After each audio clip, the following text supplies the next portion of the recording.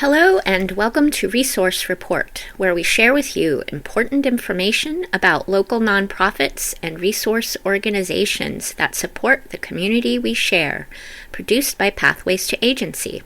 I am your host, Rainmaker.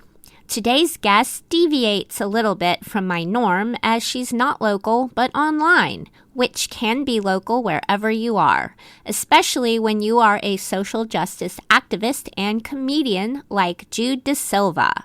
Here's Jude.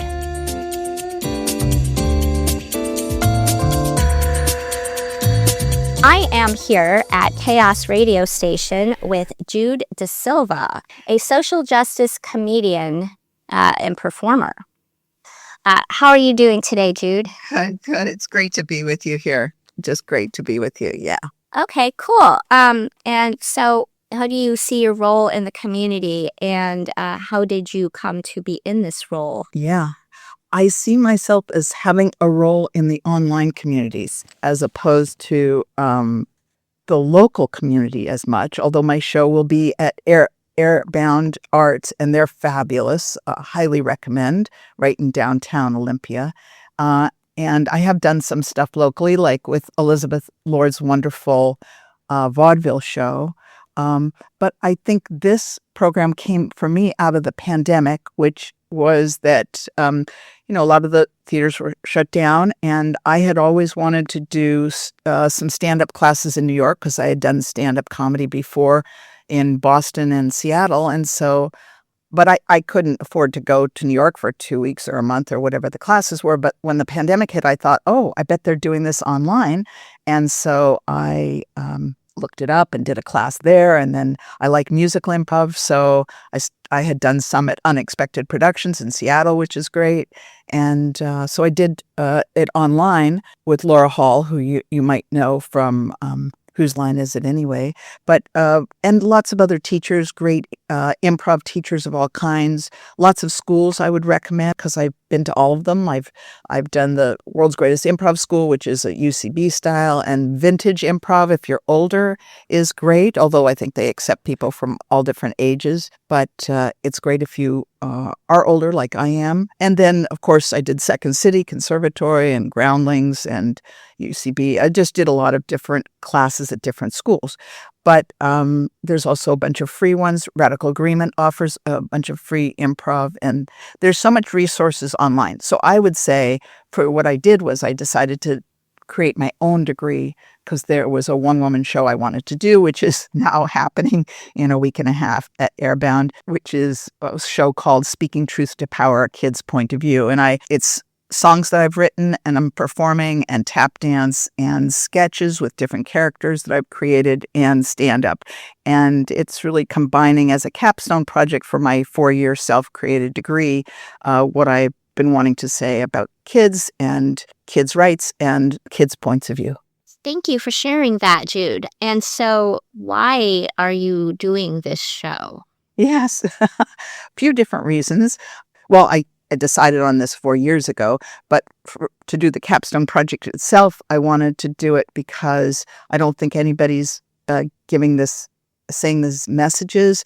I don't think these things are talked about very much, especially as they relate to schools, parents, political issues. There's just so many issues that kids are involved in that and I think one reason it's not talked about very much is kids are the only oppressed group that becomes their oppressor. And that's a unique situation because, I've worked on civil rights for a long time, feminism. I had a feminist radio show actually in Boston, or I was one of the people doing the feminist radio show, and civil rights and peace rights, and my parents were activists. So I've done a lot, but I don't see a lot of activism from a kid's point of view, and that's different than helping kids from an adult point of view. And because I started babysitting when I was 11, and that's when I started researching all kinds of issues around kids and psychology and families. And then I've taught mathematics at the community colleges, and I've done tutoring in the high schools and the grade schools, and I've run kids camps. I mean, I've just done a lot of things with kids over the years and heard a lot of their stories and found out things that were upsetting to me. And I really like, somebody had a quote of turn your heartache into art. And I think when things upset me a lot, being able to turn it into some kind of, performance piece or message or comedy is healing for me. And I also think it might make other people want to do this kind of thing, which I think would be so great.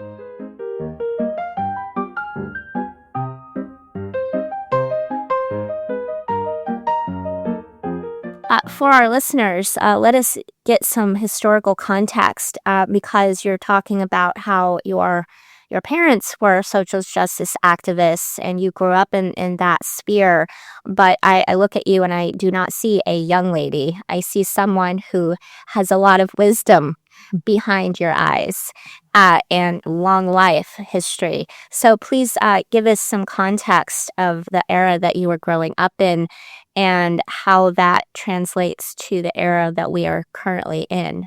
Yes. Well, my parents were blacklisted because they were social justice activists. And in those days, if you did that, you lost your jobs, and they lost their jobs. And my dad started his own theater company. My mom started her theater company. And I think that it was very scary. People were leaving the country. People they had no income in the theaters. It was a big part of the blacklist was for movies. My dad was in the movies. So, but also theaters. And I think them sticking up for themselves. My dad was called in front of the House Un-Activities Committee and HUAC. Growing up with that, I was very aware of the Vietnam War. So I'm in my 70s, and the Vietnam War was a big thing for me. And we did, huge protests in San Francisco and in Seattle. And also I was actually at the WTO protesting that. And that's been a while now. But I think it's very different now, oddly enough, because I think there's basically no real rule of law really right now. In a way, it's scary, very scary. And also the proliferation of guns. Guns and gun violence is the number one cause of death in kids now, for example. One of the things I deal with in the show. And that's why there is trigger warning. This might offend adults is one of the things on my poster. And the other is strong language and strong content. So, but I think it will move people. Some of it's sad, some of it's funny. This is about the show now. And when you mix tap dance and song and characters and stand up, you just get enough of a variety. So it's not just depressing, it's also just alive, I think. And I'm really happy to do the show. But I will say that today, I was just talking to some 22 and 23-year-olds who are friends of mine. And, I think it's much scarier for them because people are getting shot. Now, we did have Kent State where students got shot, but it wasn't the kind of thing we have now, or it seems much, much more dangerous and much scarier. For sure. You're a very brave woman to come forth and speak out like this in this way too. Give us an idea of the content of your programming. Yes. The main character, the MC of the show, is an 11-year-old kid. I play that 11-year-old kid. And he's speaking truth to power and then does some stand up. And then there's a sketch with a character that is usually the person he's talking about. So, for example, in the beginning, he's talking about what it's like having a parent and from their point of view. And so there's a couple of mom sketches. So then I become a mom in these couple sketches. And then there's a song that I sing that relates to a kid's point of view about being a kid and their relationship with their mom. And I would say that all these different things, and then I go into babysitters, then schools, then politicians, then therapy, a shrink world, and and then shrink. That's a term that I haven't heard used in a long time. That's an old word. Shrink is an old term for psychiatrists or psychologists. Yeah. Okay. Yeah. Go ahead. Yeah. So and the order keeps going that way. So the kid introduces to the stand-up, then there's character, then there's a song, and then the kid introduces the next thing, which the next thing's babysitter and the song. But I would say some of it, or maybe all of it, is controversial. I think the songs tend to be more sad. This kid stand-up tends to be or supposed to be funny, and the sketches are they're also, I think, funny and ludicrous. But I know that I think Second City talks about this, and my coaches talk about satire is taking the thing that you don't like or upset about it and heightening it to ridicule. And I heighten all these things to ridicule. Like The Onion. Yes. Yeah. Yes. They had a friend a long time ago that would say it's only funny if there's something wrong with it. Right. Yeah. And there's a lot wrong with the world right now. So there's plenty to satire out there. These issues that we're experiencing right now in our government and across the globe have always been going on, really. And all of the things with the horrible things going on with children in the world have always been going on. But right now, things are really coming to light. Like it's really getting exposed. There seems to be this rushing energy to, exert more overt control over our populations, over our children, over everyone in ways that kind of make those people wanting to be in control desperate, because on the other hand, there are more people, more of the community, more of the general population that are realizing this and are stepping up and stepping out and dealing with these things going on.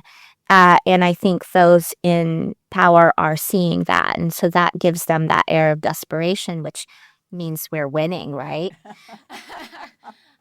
So what you're working on, it seems to me that your hope is to encourage people. Yes. By empowering them with information and ways to involve themselves in their communities. Yeah. Yeah. And I think it can be a really fun way too. I know that I know this is very old, but when like marching in San Francisco with, I don't know, 100,000, 200,000 people, and when you have that many people singing together, it's a different world than chanting. It's a different world than anything. And it's incredibly empowering, and it's an instant community creator in an incredibly beautiful way. And I think marching through San Francisco and doing that in the 60s when I did that is, maybe it was early 70s. But anyway, if you have something to say and you don't want to be one of those people doing whatever other kind of activism other people that you know are doing, you can always just do your voice however you want to. You can sing, you can dance, you can just speak your truth, you can make a TED Talk. There's 1,000 ways. You can do just the visual arts. Like, I feel like there's just so many incredible ways that the world hungers to hear your voice, whatever voice you want to share. And I was saying, it's easier for me now because, I'm close to death. I'm in my 70s. So now I can say what I've been wanting to say since I was 11, but don't wait till you're in your 70s. Just go ahead and share your art. For sure. I feel like that Portland Green Frog guy at that protest was on the same page as you. Right. He's having fun. Yeah. Yeah.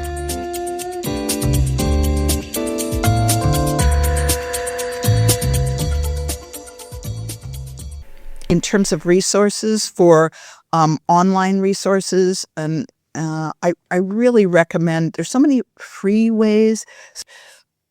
Radical Agreement is an online improv school that I've taken classes at. I've taught there. I've coached a troupe there. And they do a lot of free classes, at least intro classes that you can do. Almost all schools do intro classes. There's there's other folks online. It's a guy out of New York. Sorry, I'm blanking on his name, but he does. You just look up free improv, and then on YouTube, there's a million improv teachers sharing their ideas for it. So I highly recommend that. And the same with all kinds of stand-up, and there, you don't have to spend money to learn any skill you want or do anything you want. And there's so many beautiful ways. You don't have to do it through direct art. It could be like you're creating a stuffed animal that talks, or there's so many different ways to share and be an activist and be a social justice activist besides the typical kind of ways. So you can speak truth to power in almost anything you like to do. And if for whatever reasons you need to be at home and not be out in the public, there are so many online resources for you. I'm in multiple shows right now. So I've got a duo improv show. I've got a trio. We're performing this Sunday. I've got multiple groups of troops that I'm in, because you meet all these people online. These are all free shows. They're on the wonderful Highwire, which is based out of Baltimore, and also does a lot of social justice stuff in person. And so you can ask Highwire to put your show on there and put it on. It's on, they do many, many shows from all different people who want to do improv any way they want to do it. And one thing I really like about improv is you are, as opposed to regular theater or even stand-up, you are with other people in community doing improv together, and you are the director, the writer, and the actor. So because of that, you're writing your own voice. You don't have to wait for somebody else to write it for you. You can speak your own voice. You can do it with like-minded people. I have, there's one show I do right now with other people called The Resistance. Like, you can do anything you want. And I really think there's an online world out there for everybody. So if you are feeling like, oh, I haven't found my peeps, or I am, need to be not going out in the world, these are beautiful resources for expanding and sharing who you are. Thank you.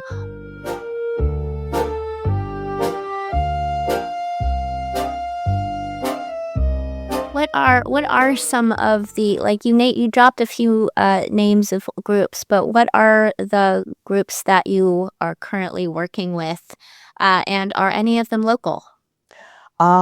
Vintage Improv is mostly all online, and they are a wonderful, wonderful group. And Mickey started them out of the Boston improv scene, because there are, I call it sexagism, hatred of old ladies, and it's pretty common. And it dealing with that as an improviser, when almost everybody in my classes is a 30 to 40 something year old white guy, you have, and I'm not saying that they're all sexagist at all. Many of them are incredibly inclusive and include me when I'm coming from a different generation, a different world, different sense of humor. Humor changes so much over time. I think one way I'm fortunate is I tend to have a pretty sardonic, sarcastic, edgy kind of humor. So that fits, I think, into almost any year. But I just think that doing that with a variety, and I apologize because I met so many white guys who've been fabulous to me. I don't mean to single them out. I just mean to say that being an old lady online in improv, if you are an older person, can be challenging in specific ways that I'll be talking about when I do my YouTube podcast on teaching improv. But the great thing is you can join Vintage Improv, and if you want to just play with people who are mostly, everybody's over 65, you can. But if you want to just play with a variety of people, Radical Agreement, it really has quite a variety of people. And I also am starting your own troupe and going on High Wire. But I would also, I've done the Second City and Groundlings and UCB and all these different. World's Greatest Improv School is fabulous. Will Hines runs that and has a Substack that's fabulous. But I guess what I'm trying to say is whoever you are, there is a wonderful group of people out there for you. Awesome. Are there any local groups that you work with right now that are in this area? No, because since the pandemic, my husband and I both have pre-existing conditions that put us vulnerable. And so this will be the first time I've gone out there, mostly because, it's interesting because there's a negotiation between partners about what's safe and what isn't. And so we've negotiated and I'm doing this, but it's also scary for those kinds of reasons. I may pass out masks for anybody who wants to do it, or as I like to say, hey, how about this? So I don't die sooner than I'm already planning to. So you are going to be performing live, though? Yes. Cool. At Airbound on January 24th and 25th, which is coming up a week from this Saturday and Sunday, 4 shows. Both days will be at 2 p.m. and at 7 p.m. And awesome. So, yeah. And what's the cost? It's free. And if the posters, which are around, or you can just go to Eventbrite. It's on Eventbrite as free tickets. And it's just speaking truth to power, a kid's point of view. POV, yep. Yeah, POV. Thank you. And I think people will laugh and be upset and be inspired, I hope, and be offended and enjoy and all those different emotions and sad. There'll be a lot of emotions, I think, because it is somewhat controversial. Wonderful.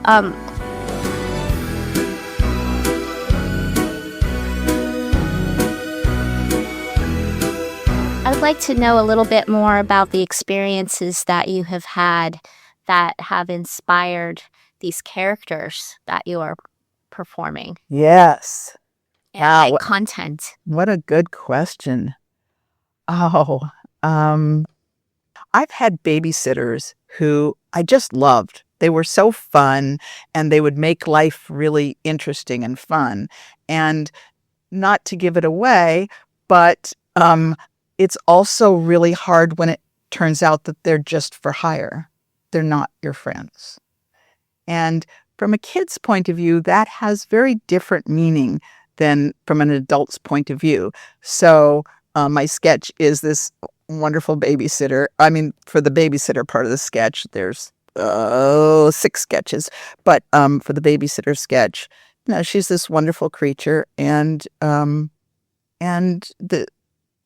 there's a reality to what a babysitter is, which is, it's a for-hire person. Service provider. Yes, that's right. And that's not a friend. And for a kid, that can be hard. It's not someone that's going to grow up with you. Right. Like be there for you your whole life. Right. They're going to leave whenever. And maybe you'll get a new one.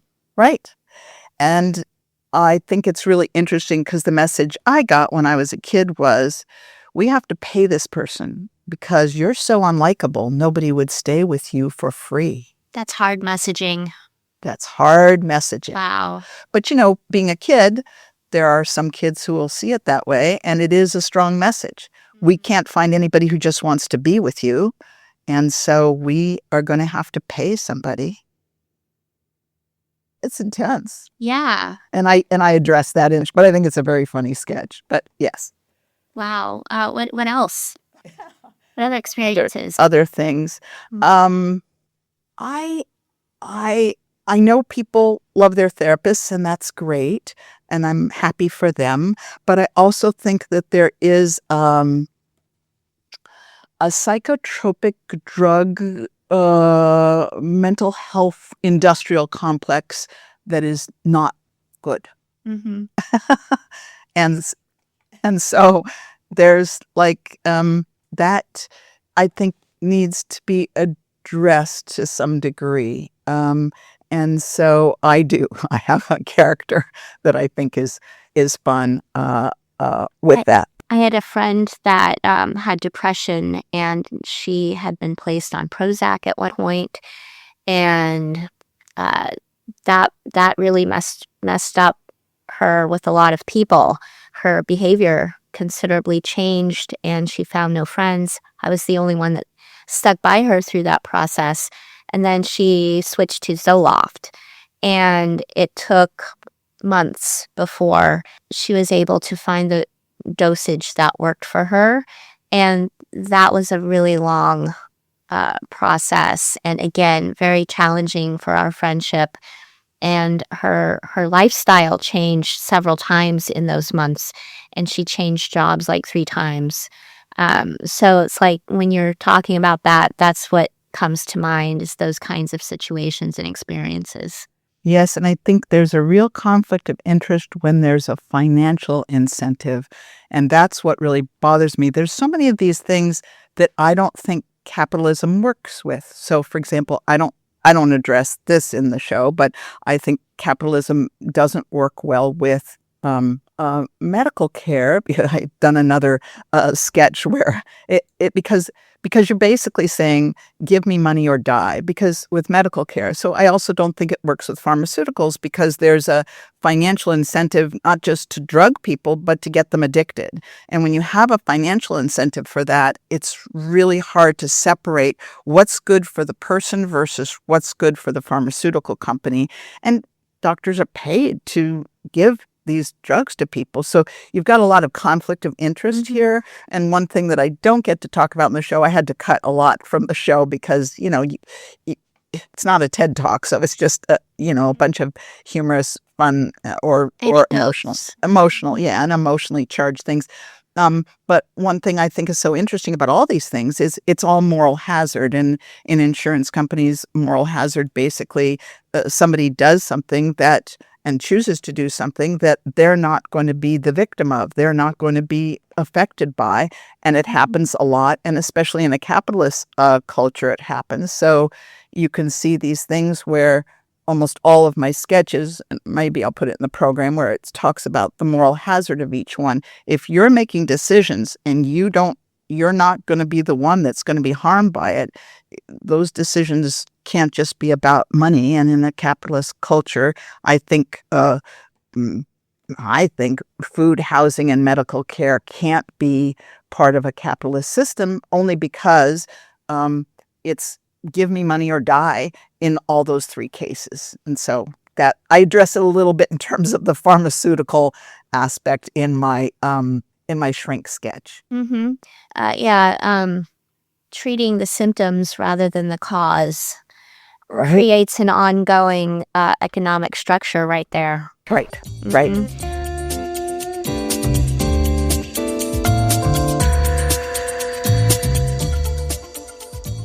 We mentioned the industrial complexes that we are existing in, and you were talking about the medical industrial complex. If we go way back in history, there were very powerful, rich individuals who saw opportunity in the oil fields that they owned, and were able to find that by using petroleum-based pharmaceutical products, they could keep that economic structure of treating symptoms rather than the causes in perpetuation, ensuring their continued wealth.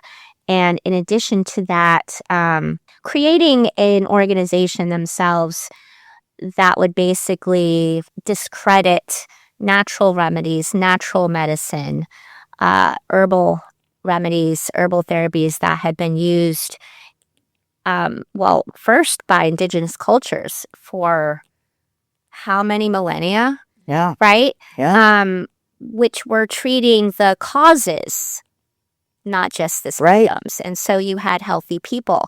Yet the capitalist society does not thrive when people are well.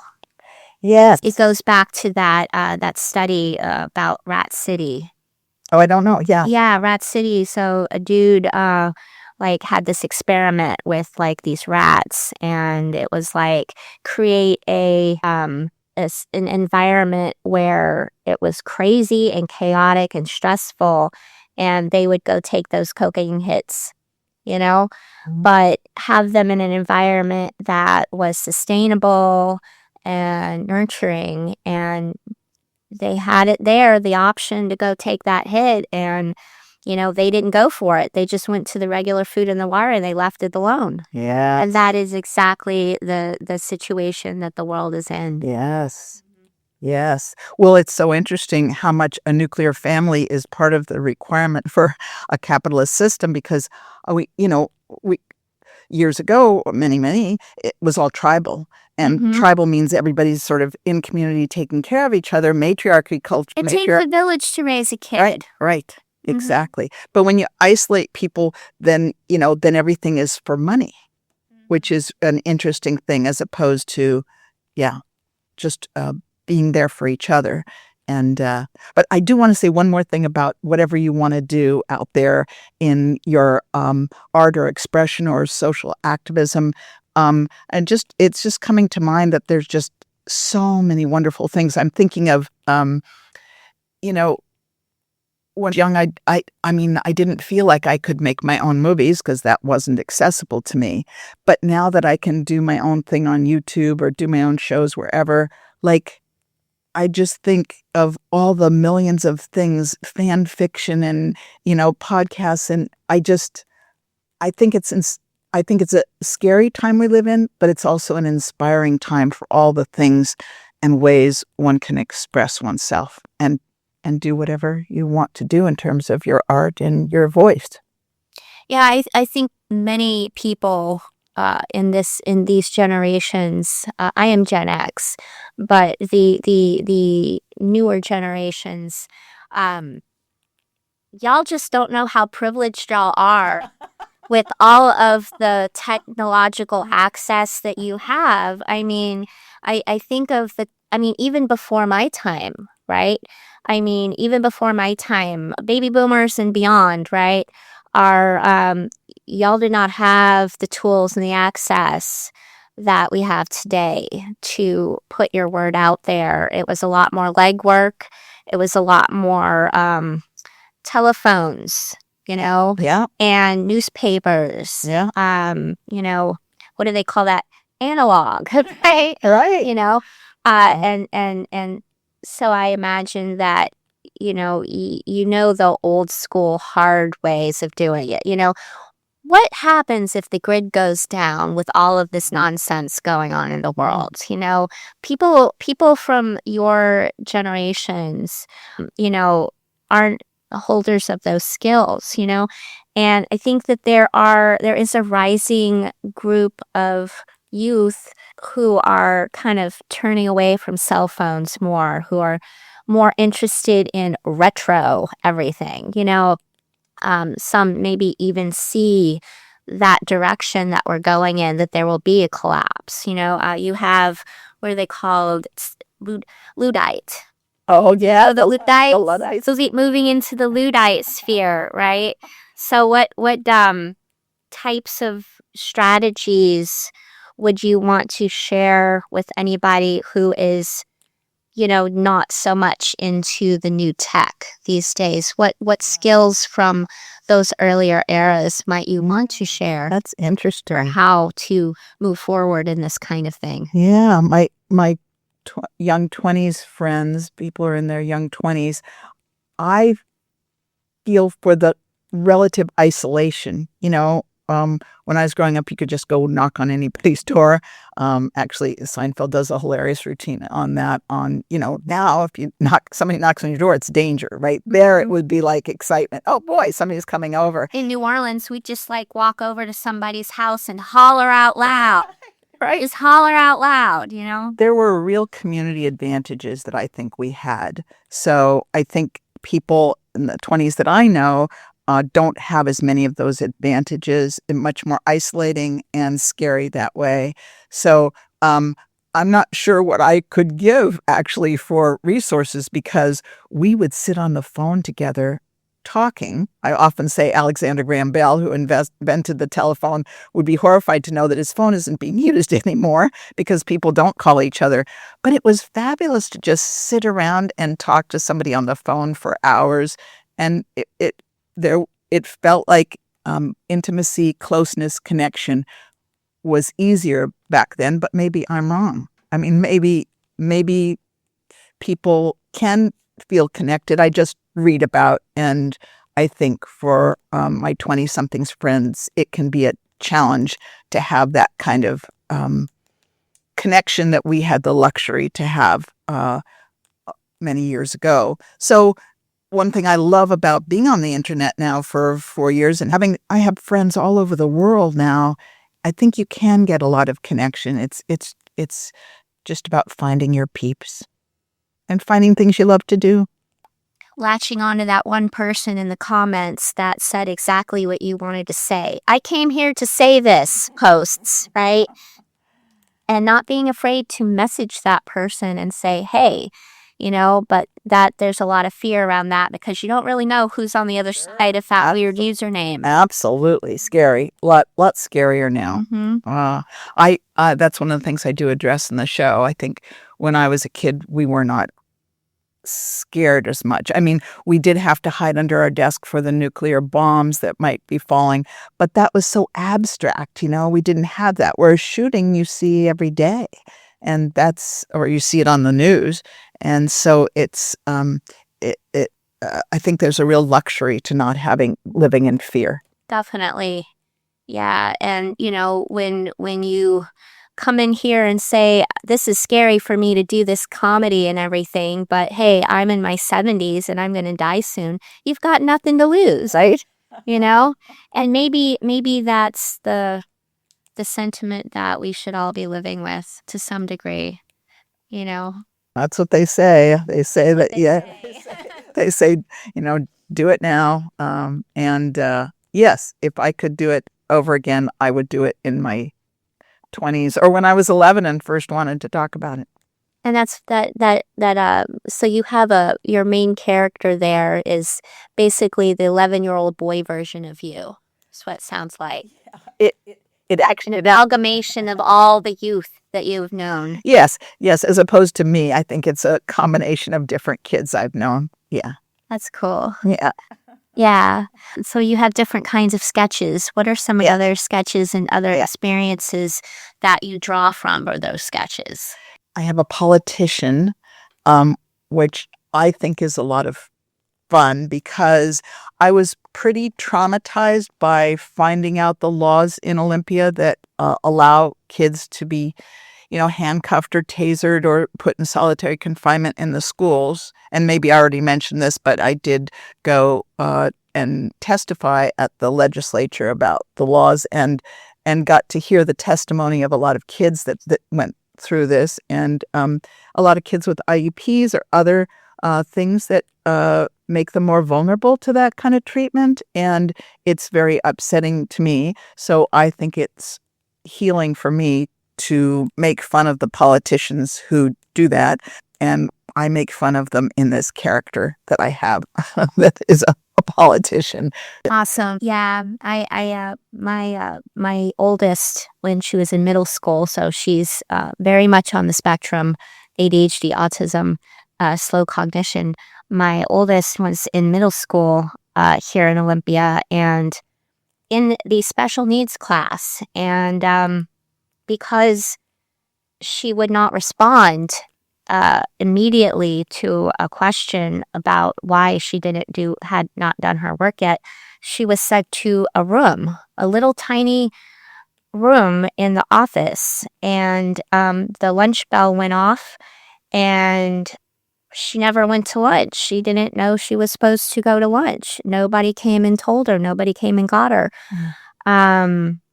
And I didn't find that out for 3 days because she didn't know that was a thing to tell me. Yeah. The office didn't tell me. Yeah. It just happened. Yeah. And that's not okay. Yeah. She needed to go to the bathroom and she'd held it. No. Yeah. She didn't know that she had the advocacy. Absolutely. And this is what's so incredible to me because I know a kid in Massachusetts, a friend of a friend, and they were like 5 years old and put in their solitary confinement was in a broom closet for like hours and hours. That is total I mean, that's a permanent damage, and I can't believe they allow it. So when the person told me about this, I said, "Well, they're not doing it here, I'm sure." And they said, "Oh no, they're doing it in all the states." And I'm like, "That's impossible." And I looked it up, and sure enough, there's the law, RCW 28A, and I think it's dot 500 dot 5.4 or whatever it is, but it's RCW 28A, and they have all this stuff in there of, can use twisty ties and handcuffs and batons. I mean, I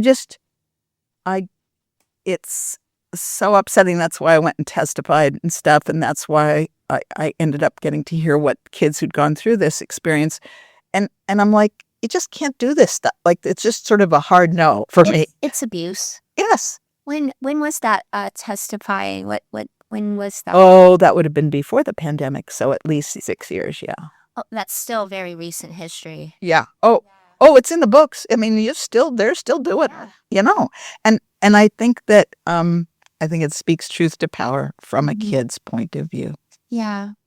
And again, because people lose their memories when they're 6 in general, it's a physiological thing. They don't remember what it's like, and so it's really I feel particularly concerned because since I've worked fighting for a lot of different doing a lot of different social activism around a variety of issues, there isn't a lot for kids because, and maybe I've said this, but they are the only oppressed group that becomes their oppressor. And once that happens, they don't remember, they're not going to fight for it. But a 5, 6, 7-year-old who's been in solitary confinement, what kind of fight can they do? So I think it's really good for people to hear a kid's point of view, not just an adult trying to help them, but a kid's point of view. And that's what I try to do in these characters. When you're raised in this kind of abusive environment, you can develop different psychological challenges such as learned helplessness and also lack of empathy. Yeah. This is where we get all of our narcissists. Yeah. It's like when you're raised in an abusive structure, you lose you lose some sense of your empathy. Yes. And this is the situation that we find ourselves in, is many, not all, but many of the people in power are lacking empathy. Yeah. And while we would not consider all of them to have the diagnostic narcissistic personality disorder, that too is a spectrum, right? But basically it's empathy versus lack of empathy is what we're dealing with. The two. Yeah. That's what side are you on? Yeah. And what direction do you want to take things in?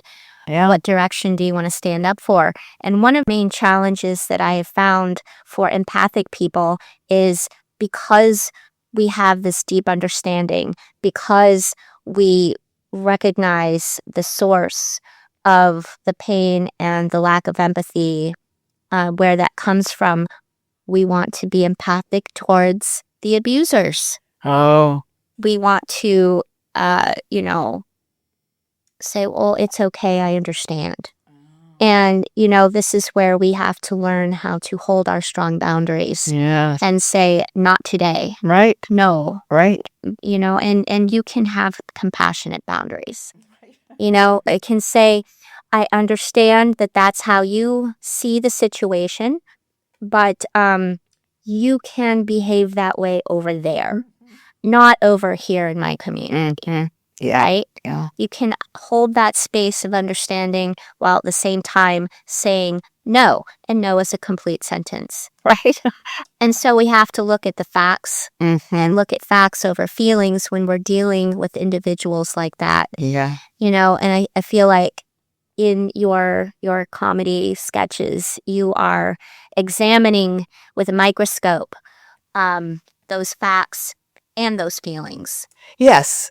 Yes, I think it will be. I think people will probably have a wide variety of feelings, and will be angry and sad and laughing and happy. It'll be a lot of different, because the songs tend to be no, not all of them, but some of them are sad, because I think, underneath this kid has a lot of bravado. He's he's like thinks he's, as many kids do, that he thinks he's impervious to life. He can handle it all.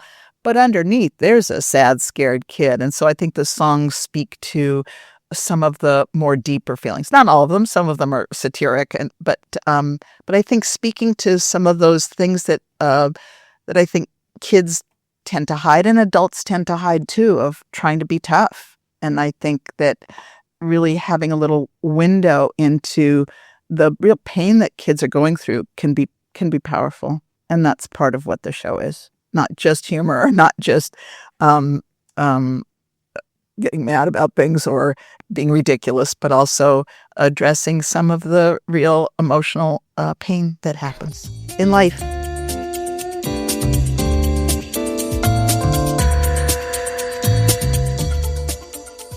Can you give us a little snippet? Do you have like a little piece of the song or a little piece of the sketch, or improv a conversation? Just anything to give us an idea of an idea of what to expect. Yes.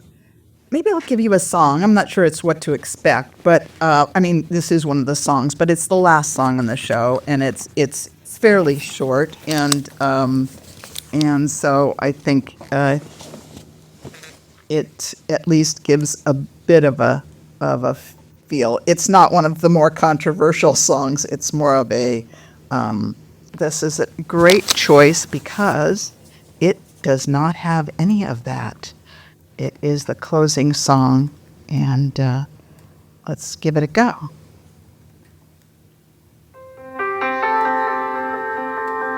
Do you mind? It's fine.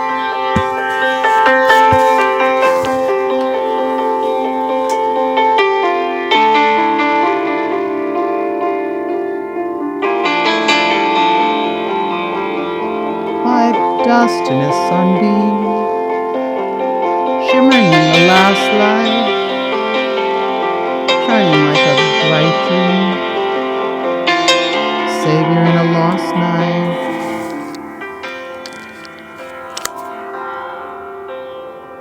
Can I really hold you when you're gone? And there's nothing left to feel but dust, like dust in a sunbeam, shimmering in the last light, shining like a bright beam, savior in a lost night. Can I really find you when you're lost to me forever, like a dying sun, longing just to know you before our lives are done.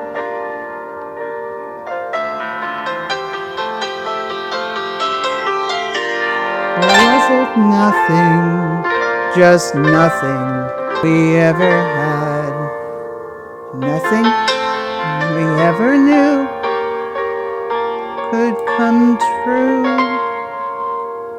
like dust in a sunbeam, shimmering in the last light, shining like a bright dream, savior in a lost night. Did I really love you when you were never really there, and there was nothing ever really here but dust?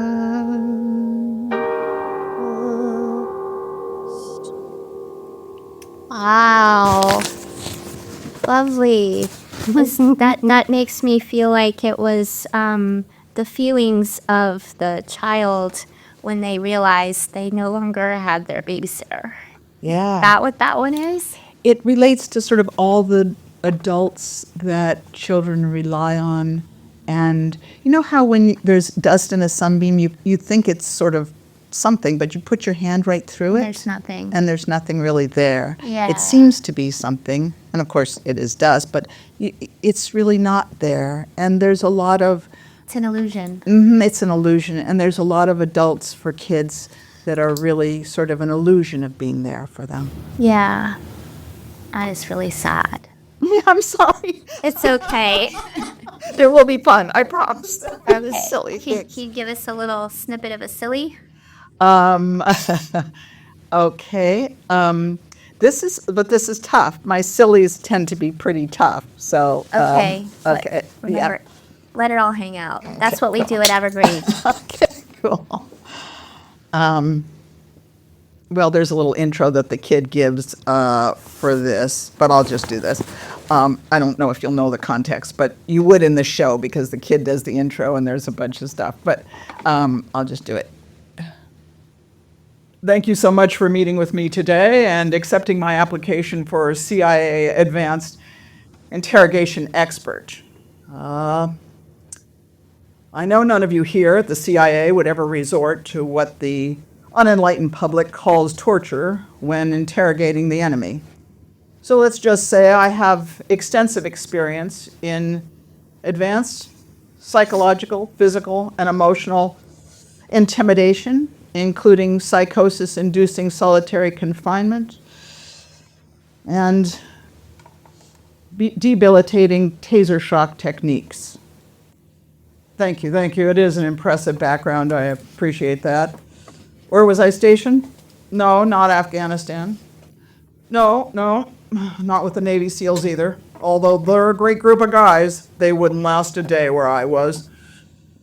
I was the principal and head of the board at Pittman Public School for little girls. What? Oh, you didn't know these techniques are used extensively in the public schools? Are you not aware of RCW 28A? That's the law that allows us to use tasers, batons, pepper spray, plastic ties, handcuffs, solitary confinement, really whatever. Oh, I see you're shocked. Yes, hell, I was too. I thought for sure they'd at least let us use waterboarding. Yeah, that's one reason I want to be here joining the CIA with you guys. Learn some more of your sophisticated advanced techniques.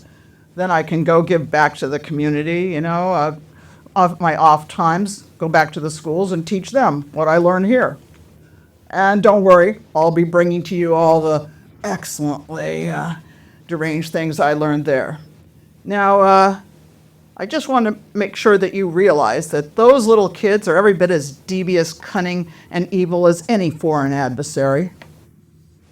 Oh, how old? Oh, wide range, anywhere between 4 and 8. Yeah. And I do want to tell you, I do have extensive small arms training. No, not knives. Tiny arms. 'Cause, gee, those little kids sure are slippery brats. It got me at waterboarding. Thank you. And so so all of your shows are free. So do you take donations? You've already mentioned how people can get involved by, going on YouTube for classes and stuff. But what about connecting with you to work with you or donating, or how else can people get involved? Okay, cool. I don't have my website up yet, so I'll have to put that up at the show on the programs that you'll have. And, but I would say the money you have, spend it on yourself. Do whatever you can do to share who you are with the world. That's what I would say.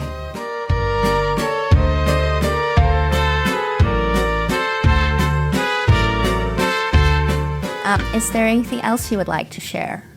Well, I just want to thank you so much for doing this. It's been such a blast, and I love chaos. I think, it's just such a great station and gives so many opportunities for people to express themselves. So thank you. Thank you so much. We're working on bringing it back to the way it used to be. We sure are. Yeah, cool. Mm-hmm. Okay, thank you so much for your time. All right, it's lovely to meet you too. Same here.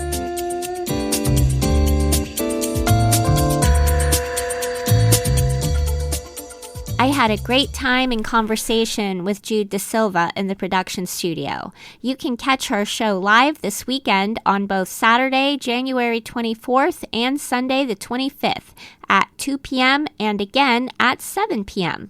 downtown at Airbound Arts, located at 312 Columbia Street Northwest.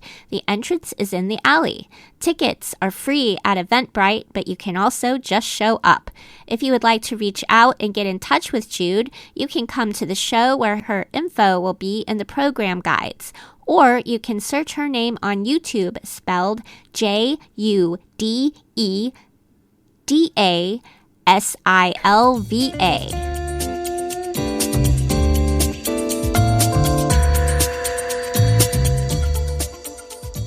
That's it for today's resource report produced by Pathways to Agency.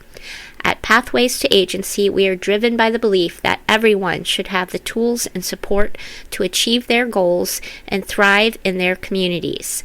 Our mission is to bridge the gaps in understanding, accessibility, and trust by connecting individuals to resources and sharing information and processes that can lead to personal and community growth. Resource Report offers information about existing and emerging nonprofits and resource organizations. Find out more at pathwaystoagency.org. From there, you can follow the link to our podcast archive and listen to any episode anytime. And check out our YouTube channel. Chaos Radio is not responsible or liable for any views or opinions expressed in the interviews conducted by Resource Report. Till next time, and thanks for listening.